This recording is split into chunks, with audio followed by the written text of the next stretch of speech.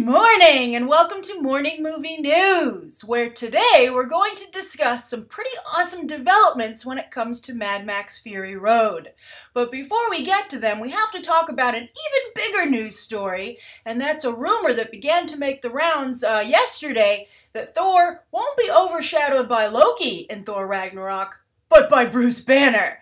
Yes, it seems that the Hulk is going to pop up in Thor 3, which is interesting because about a week or so ago I made a video about a Black Widow movie and my suggestions for what that movie could be, and one of them was a Hulk team-up movie because, you know, they are kind of dating, but I guess he's like, bros before hoes, Black Widow, I'm going to go help Thor's franchise. But I felt that, you know, in all seriousness, that this would be a way to get around the problem with Universal that they can't make a Hulk solo movie. So why not go put him in someone else's film so it's not technically a Hulk film, but kind of is. Now, from a business perspective, this makes great sense, not only because of the reason I just mentioned, but because both of these characters don't show up in Civil War, so it makes sense that this is what they were doing. Although Thor will have to go first find Hulk, but I guess Ragnarok is the kind of disaster-level event that would require a Hulk, right? And there's also, this rumor had a little more detail to it, and that there's going to be a planet involved, which isn't Asgard, which isn't a planet, by the way. It's another dimension, I believe. But it's not Earth, it's not Asgard, but it's another area, and people are saying that might lend itself to some of the Planet Hulk storyline. So maybe Thor will go find him, and he's pulled a John Carter of Mars, Bruce Banner. Bruce Banner of Planet Hulk. But then that would mean that most of that would take place off camera, which is kind of weird. They're like, we're going to store this, you know, for like another time. I don't know. I don't know how they're going to make that work. And I think that if Hulk is going to be in a Thor movie, it should take place in Thor's realm, right? Like, at least respect whose movie you're in. Don't basically make Planet Hulk, stick Thor in the middle of it, and call it Thor Ragnarok, right? But anyway, I would be surprised if the planet stuff was part of the actual story, but I can see them, you know, working Bruce Banner slash Thor in. You know, slash Hulk in. Maybe it's like, hey, you know, you're so stressed out. I know a place you can really disappear, another dimension. So not only are they both not in Civil War, but I think Thor obviously needs the assist. Now, I would prefer that they actually just do the hard work of making Thor a better character, right? And I'm really excited about the director they've chosen because I think there's a lot of humor there. I like the comedy aspects with Thor, and I would like to see, and as I said when we talked about the What We Do in the Shadows director landing the gig, I don't think it's official. I think last they were still in like final negotiations. But anyway, I said that Chris Hemsworth is quite the comedian. He's very, very good. So I would really like to see them just do the hard work and fix Thor as a character and make him, you know, rightfully the star of his own movies, instead of them being really basically the Loki movies and now basically a Hulk movie. Now, there is some history of Thor and Hulk in the movies, obviously, particularly from the first film when Hulk punched Thor at the end of that great tracking shot on the top of that alien beast. It was one of my favorite shots in the first Avengers movie, and it really felt so much like you were watching an actual comic come to life. It was just spectacular to behold. But you know what I liked more? And this is why I feel creatively this isn't the strongest decision for a Thor movie. And that's in Avengers Age of Ultron, when Thor was the only one who could really, you know, reach out to Vision. They had like an instant connection. And also, they acted on some romantic vibes in the blooper reel. I thought that was hilarious. But, you know, they made out in the blooper reel during that scene when they were, you know, standing near the glass having a very quiet conversation. And I thought that was really great. And of course, Vision likes Thor so much, he copied his look, right? He single white femaled him with the cape. And I just thought that that was really interesting that you have an Asgardian god and a digital god. So why wouldn't they be friends, right? And I just like the quiet camaraderie, and I would have liked to have seen that explored. Plus, people are hungry for more Vision, and it would have been great to see, you know, Vision, you know, brought into further into the MCU in that regard. Maybe they have other plans for Vision. Maybe they don't have as much faith that Paul Bettany could bring in movie tickets like Mark Ruffalo's Hulk. But I would say that Paul Bettany's Vision is just a couple of movies behind Mark Ruffalo's Hulk. I think that is equally good in terms of matching the actor with the character and the way the character is being envisioned by the movies. I think they're both going to be really huge with the fan base. Hulk already is, and I think Vision is already as well.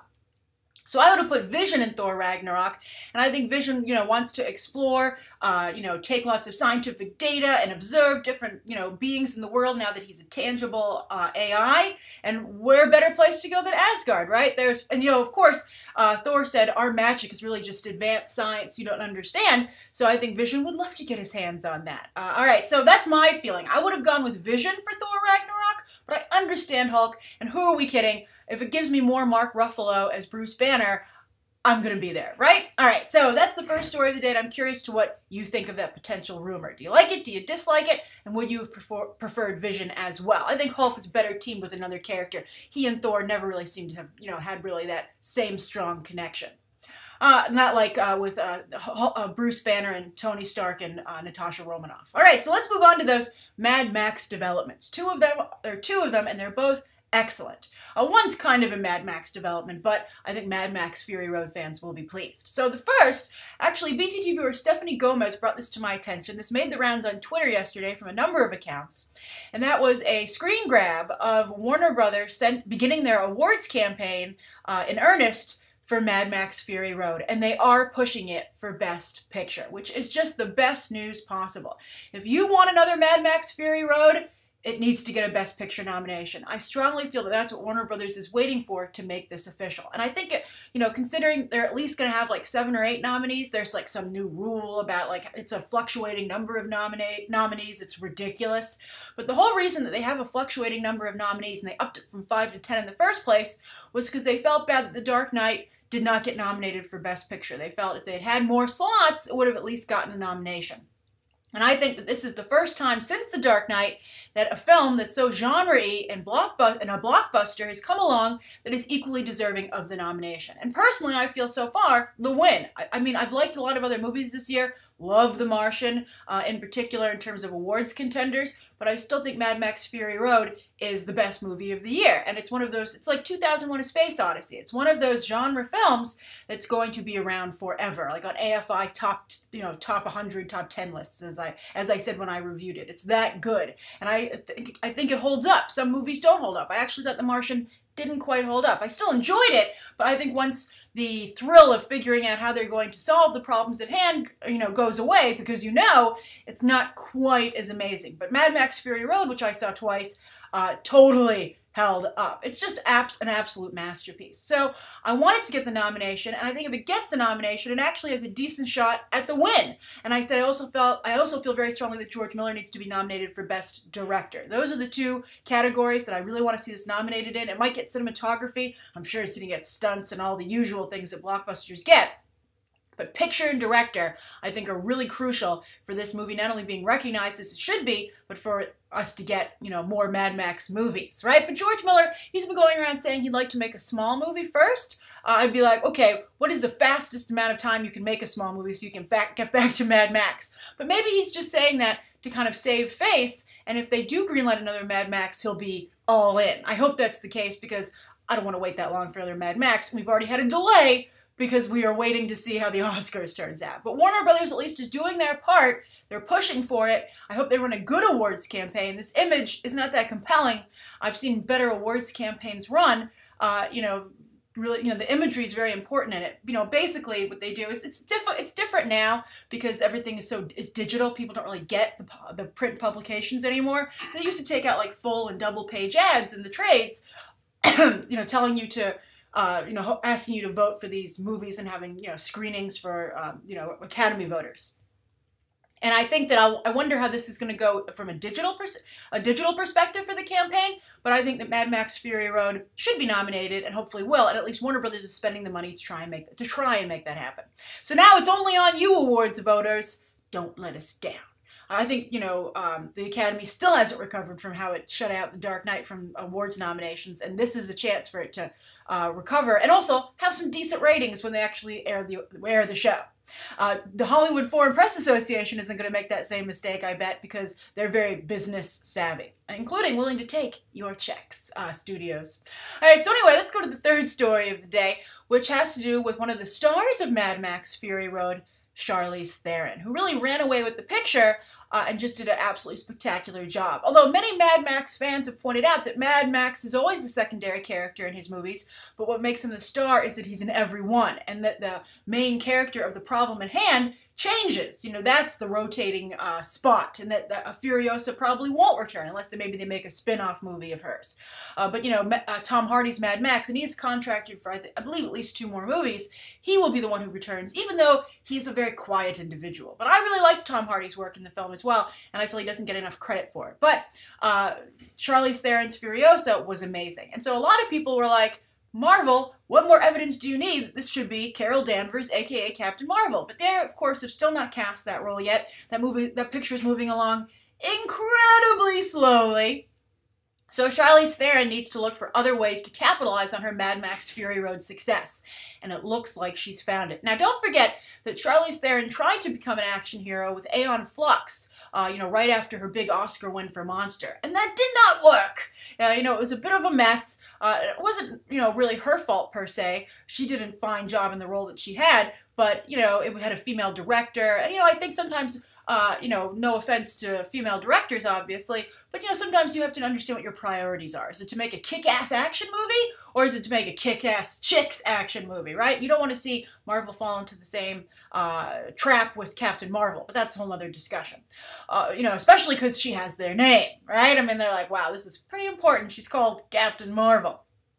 But anyway, Charlize Theron, I don't think is going to probably be Captain Marvel because how far in the future that movie is. But you know, if she continues to succeed in action movies, maybe she will be. And this is the whole point of today's story. She has another action movie that looks like she's going to take on. Now, this is called The Gray Man, and what's interesting about it is that just like Salt, which was originally written for Tom Cruise, but eventually went to Angelina Jolie, they're gender-flipping the main role here. In the book, it's a male protagonist. And Brad Pitt at one point wanted to play this character. I think Brad Pitt and Charlize Theron, by the way, are a pretty close approximation when it comes to talent, right? They're both prestige caliber, yet also not above making genre mainstream fare. So I think that's interesting that Brad Pitt wanted to do it, didn't work out, and now it looks like Charlize Theron's going to take it over. Now, I've seen some of the coverage of this talk about Sandra Bullock's gender-flipped role in Our Brand is Crisis, but that's obviously a very different situation. I think this is, you know, really just in the same category as Salt. Now, the thing is that they had wanted to make Salt a franchise, right? You know, the story goes that Sony called up Angelina Jolie and was like, do you want to be the Bond girl in Casino Royale? And she was like, I don't want to be a Bond girl. I want to be Bond in classic Angelina Jolie fashion. So they went and they found her Salt. Salt, you know, I think Salt was really hit or miss. I really remember being confused as to why she, you know, cut the hair off her wig to be to pose as a guy toward the end of the movie. I was like, that's so unconvincing. You know, why don't you just go get a boy's wig or something? And I think, and you know, I went to see the movie with a friend at the time, and she was like, I think that, you know, that's just supposed to be her real hair, and she's just cut her hair. And I was like, it's clearly a wig. She's been wearing a wig this whole movie. She was switched from a blonde wig to a black wig. I don't know why she had dyed it. Basically, the movie was undone by the fact that Angelina Jolie sported a wig throughout it and tried to pass it off as her normal hair. But it clearly wasn't. But anyway, once you got past that, toward the very end of the movie, I remember being like, I would see another one of these, but lo and behold, they never made one. I think partially because Salt wasn't a huge hit. It was not an embarrassment by any sense of the word, but it wasn't a huge hit. It wasn't a Bond. And then also, of course, eventually, Angelina Jolie and Sony got into quite an argument when, you know, some embarrassing emails were released in that hack with the head of Sony at the time, Amy Pascal, you know, and Scott Rudin basically bashing her and saying she was really spoiled, talentless hack. That was hilarious. So anyway, I don't see them making a Salt movie anytime soon. I mean, Amy Pascal is out, but I think that Angelina Jolie has, you know, I think Angelina Jolie now wants to be a director, not an action hero, and so her priorities have changed. But anyway, this might be a chance for Charlize Theron to step in and kind of achieve what Angelina Jolie couldn't with Salt, and that is an action franchise. Scarlett Johansson's trying to do the same thing. Tremendous success with Lucy. I don't see a Lucy 2 anywhere. I guess because she, you know, okay, spoiler alert, I guess I don't want to ruin it if you want to watch Lucy. It's, there's a lot of good elements to that movie. I actually would think it's worth your time. It gets a little crazy toward the end, as you'll see. But I guess for the reasons, the way the movie ends, she can't continue with that. But we'll see. Ghost in the Shell, I think, is trying to be an action franchise for Scarlett Johansson. So they're kind of now going to be in a race, I think. And what better race? I mean, those are you're like, I'm rooting for both of you. I think you're both awesome. And I think people had hoped that Sicario might be an action franchise for Emily Blunt, but it's actually turned into an action franchise for Benicio del Toro. But anyway, let's talk about this movie. It's called The Gray Man. I don't know what they're going to call it. I hope they just continue to call it The Gray Man, or I don't know, The Gray Person, but I think The Gray Woman sounds bad. Maybe just The Gray. But anyway, Charlize Theron would play a CIA operative turned assassin. Now, I don't know if that means CIA operative turned CIA assassin, or someone who's left the CIA to become an assassin, for hire. Who knows? I would say maybe CIA assassin, because the story is that this individual has to fight their way across Europe, fighting special forces teams, etc., to save his handler. So if he has a handler, he's probably still a CIA operative. I mean, I think they have handlers in the illegal assassin community as well, although in the movies they're always like solo, lone operators. But still, I think that, unless this is one of those like loyalty among thieves situations, usually I think the understanding between a criminal handler and their assassin is, if you get burned, sorry, all bets are off. But who knows? Who knows? Maybe that's the CIA policy as well. But anyway, this sounds very good to me, and I think that Charlize Theron really proved her action prowess in Mad Max Fury Road, and I think she had a little bit of the Harrison Ford stuff going on there. And if you're unaware of this, Harrison Ford is continually referenced as a great action hero, and a lot of people say they want to be another Harrison Ford, but I've not seen anyone else fill his shoes. And one of the things that was so great about Harrison Ford as an action star is that he was absolutely gorgeous, really stop, make you turn around and check him out sexy when he was, in his prime. But whenever he did an action sequence, be it in Star Wars, but also particularly Indiana Jones, he would make the worst faces, and he just threw vanity to the wind. He would, remember that scene in The Last Crusade, the third film, where he's on the tank and all the dirt's going in his face, and he's making that crazy face, and he's got like a whole white caked face of dirt, not attractive. But Harrison Ford didn't care. He was like, whatever, I'm attractive, but I'm not going to focus on that. I'm just going to be a real person. And it made him a real person, very relatable. And why I think Harrison Ford is still one of the most famous movie stars of all time, and people still have fond memories of him, even though he really isn't that person anymore. As I like to say, Harrison Ford now constantly looks like he just woke up from a nap. But anyway, I think that Furiosa, the way Charlize Theron played her, had the same quality. She was making crazy faces, like when she headbutted that guy at the end with, and gritted her teeth. I mean, that wasn't an attractive face to make, and that's what made it awesome. So I think she made for a fantastic action hero, and I'm very excited to see her bring that to this movie, and I hope that this can work out. Milla Jovovich has tried to do this, and she obviously has the Resident Evil movies, but she never really rose above a B-picture status. And B-picture status, by the way, is being polite. But we really need someone who is an A-level action star, and I would love to see Charlize Theron be that individual. I think she can do it, and I think she deserves it. All right, so that's the third story of the day. Write your thoughts on that down below. Now, I have a viewer question from AGD623.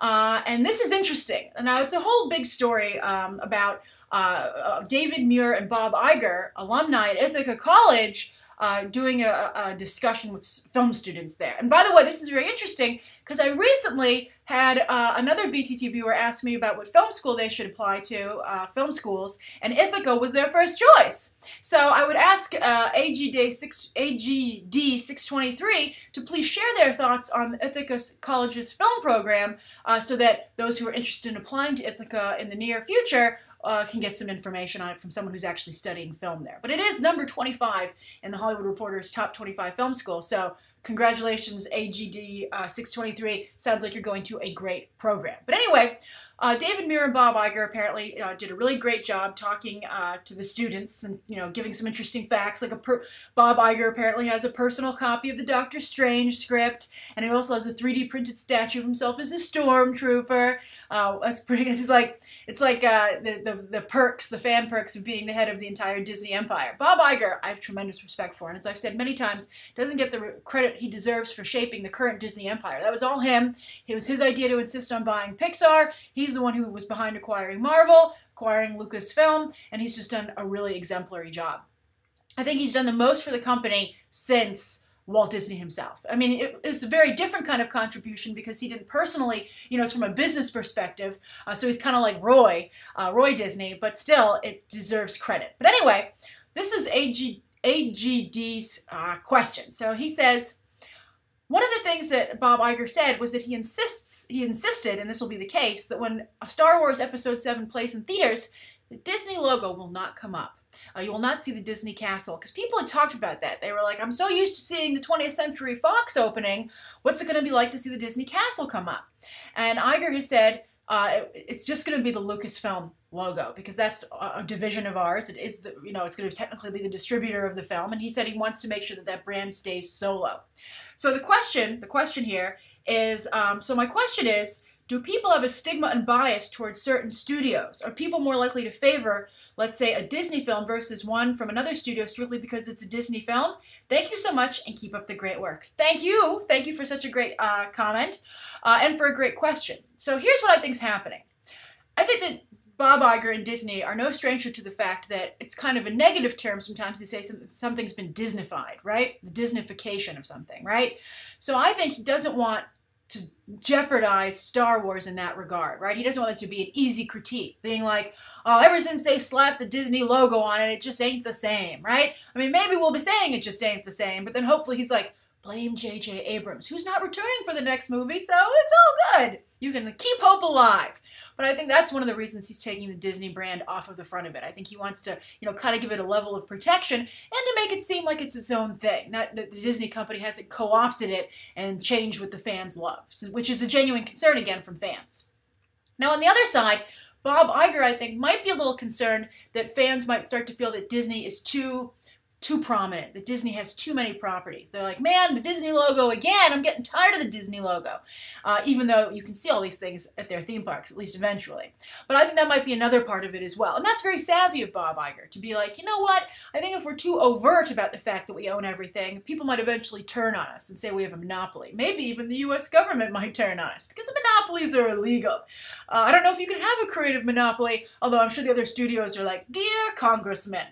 So anyway, I think that he wants to make sure that, I think at a certain point when someone seems to have too much, be it a studio, a person, anything, there's always a contingent in the population that will turn on that individual or company. And I think Bob Iger is trying to keep that at bay as long as possible. I mean, just look how D23 unfolded. It was an embarrassment of riches. But it was a delight because it was an absolute feast of, buffet of awesomeness. So he's not above grouping it all together at D23, but I think he wants to, maybe be a little bit more demure in, putting the Disney brand on every absolute corner of the Disney empire, which is a fascinating decision and very flies in the face of Disney corporate practices up until this point. So I'm curious, what do you think? Do you want to see the Disney logo on front? I mean, you're not fooling anyone, Bob Iger. I know that this is, you got a stormtrooper version of yourself that you 3D printed. Who do you think I am? I mean, so you think they should just throw the Disney logo on there, or do you agree with this decision? And and how do you feel about it, not only from a business perspective, but from a fan perspective? Do you appreciate that Bob Iger is respectful of your fandom and wants to keep Lucasfilm somewhat separated?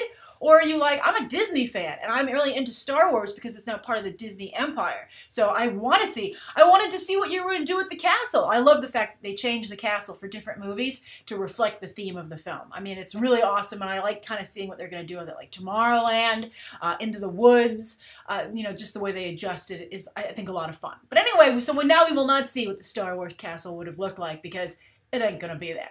So that's today's morning movie news. Thank you for your question, AGD. Your name was hard to say, I'm sorry, 623.